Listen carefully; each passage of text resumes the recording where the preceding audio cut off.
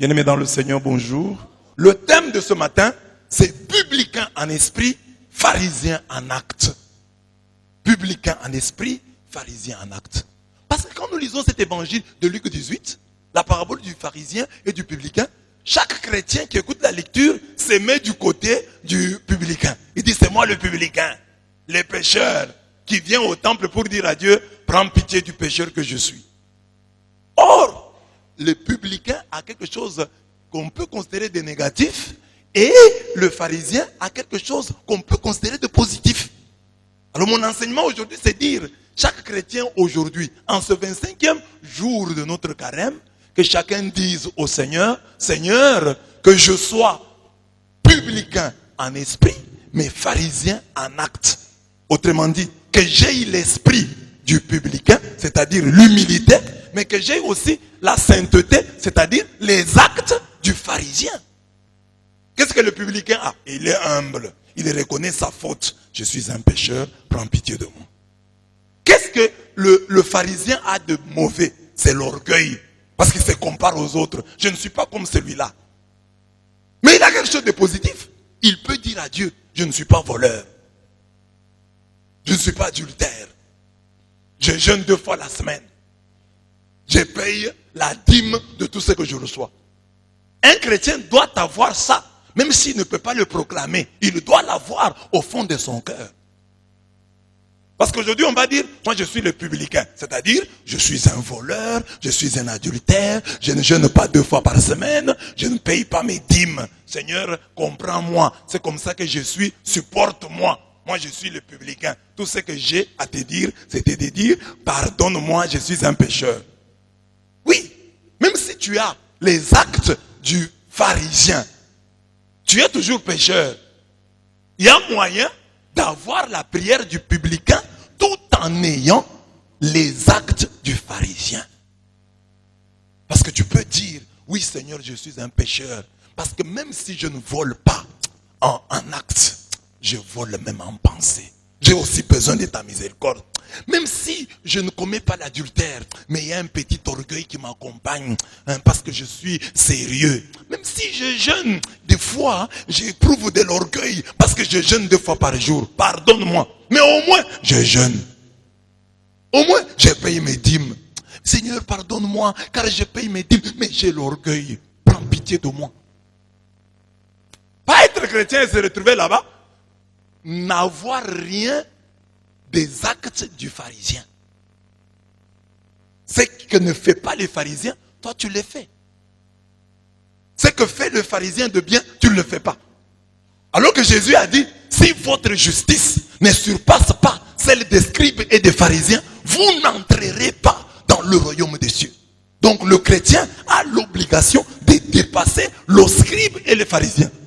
Et comment il va dépasser le scribe et le pharisien?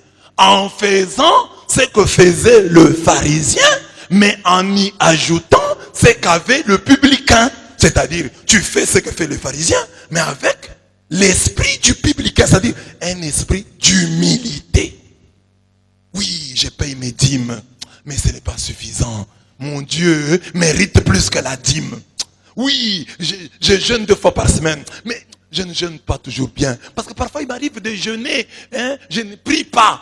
Je suis là, j'attends seulement l'heure du repas. Donc je jeûne, c'est vrai. Je ne mange pas. Parfois, je jeûne parce que je suis dans un milieu où les gens me regardent. Parce qu'un chrétien peut être en train de jeûner, mais il voyage. Le jour du jeûne, là, tu voyages. Le vendredi. Et on offre un repas dans l'avion. Demande au voisin.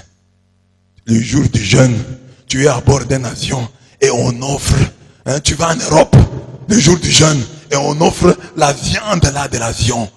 Chicken or beef, chicken or fish, dans l'avion, à bord de l'avion. Tu jeûnes ou tu ne jeûnes pas? Là tu vas dire, ça c'est pour la première fois. Seigneur, comprends-moi quand même, c'est dans l'avion. Et c'est pour la première fois que je monte à bord de l'avion, je vais jeûner. Pardonne-moi Seigneur, je vais jeûner quand je vais descendre. Et puis ici nous sommes en l'air. Le jeûne c'est sur la terre. Donc c'est ça. Est-ce que tu vas jeûner lorsque personne ne te regarde? Il y a des gens qui peuvent jeûner au salon, mais ils ont des biscuits en chambre. Demande à ton voisin, tu jeûnes seulement au salon ou aussi en chambre? Demande-lui. Au salon, là, il fait semblant. Et il a déjà pris un bidon dont il a mis en chambre. Quand il quitte le salon, là, il va en chambre, il prend un peu de l'eau. Il rentre avec la force. Il est fort là. Bon, voilà, nous sommes pendant les jeûnes. Alors qu'il a bu. Et puis il dit à Dieu, Seigneur, je peux mourir pour rien. Hein? Laisse-moi seulement boire. Donc, c'est ça qui fait que, même si on jeûne, parce que comme on est des humains, hein, parfois tu peux avoir envie de manger, tu as envie de boire, mais ce qui te retient, c'est juste les yeux de ta femme, c'est juste les yeux de ton mari. Hein? Mais tu avais même les enfants qui te regardent, parce que les enfants sont prêts. Ah maman, tu as mangé pendant le carême. Vous voulez blaguer avec moi? Hein? Donc, même les enfants peuvent t'aider. Donc, c'est pourquoi il faut demander pardon, même quand tu jeûnes. Parce que dans ton jeûne là, il y a toujours une radicalité impure. Il y a toujours un péché qui est collé à ton jeûne là. Tu n'as pas de quoi t'enorgueillir. Qu'as-tu que tu n'aies reçu? Et si tu l'as reçu, pourquoi t'enorgueillir? 1 Corinthiens 4:7. Qu'as-tu que tu n'as pas reçu? Il dit, toute notre justice, c'est comme un vêtement souillé. Mais hein, nous sommes tous comme des esprits impurs. Et toute notre justice est comme un vêtement souillé. Nous sommes tous flétris comme une feuille. Et nos crimes nous emportent comme le vent. Isaïe 64, 5 à 6. Job 15, 15 à 16 dit, si Dieu trouve que les anges ont des problèmes, les cieux, ceux qui habitent les cieux là, ont des problèmes avec Dieu, à combien plus forte raison l'homme qui boit l'iniquité comme l'eau. Donc nous sommes des pécheurs. Même si tu fais le bien, ta justice, c'est comme un vêtement souillé. Parce qu'il y a toujours une radicalité impure qui l'accompagne. Nous ne faisons jamais le bien pour le bien. Nous ne faisons le bien pur n'existe pas pour l'homme. Le bien pur, non. Il n'y a pas de juste. On dit que cet homme, le publicain, après avoir prié, est rentré chez lui justifié. Dieu l'a rendu juste. Donc tout ce que nous pouvons entendre de Dieu et de nous-mêmes, c'est que Dieu nous justifie. C'est-à-dire nous rend justes, nous sanctifie. Amen. Dis à ton voisin, tu n'es pas saint. Mais tu peux être sanctifié. Tu n'es pas juste, tu peux être justifié. Hein? Quand tu t'humilies devant Dieu. Parce que la Bible dit, qui est-ce que Dieu regarde? Le pauvre, l'humilié, c'est lui qui tremble à sa parole.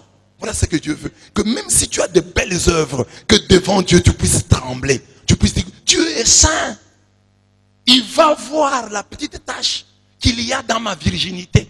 Dieu va voir que ma virginité est une virginité subie. Une virginité qui n'existe que par manque d'occasion et par manque de fortes tentations. Parce que je peux être vierge devant les hommes. Le suis-je devant Dieu? Parce que Dieu connaît mes mauvaises pensées.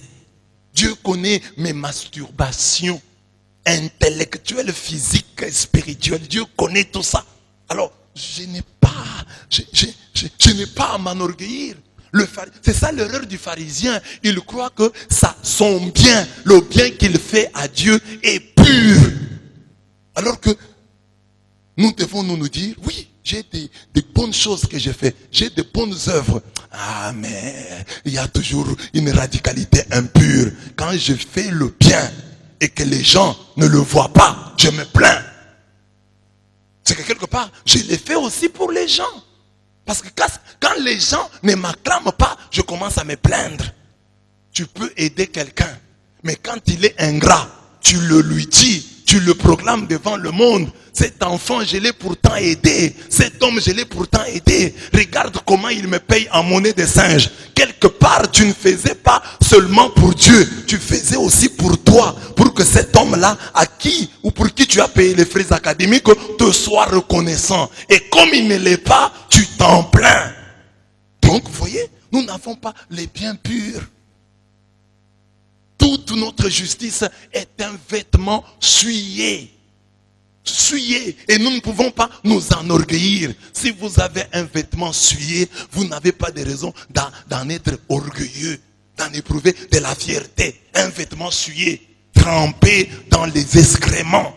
Tu vas te vanter pour ça. Oh, j'ai un vêtement. Mais il y a les excréments dessus. C'est un vêtement qui coûte cher. Mais dessus, il y a des excréments.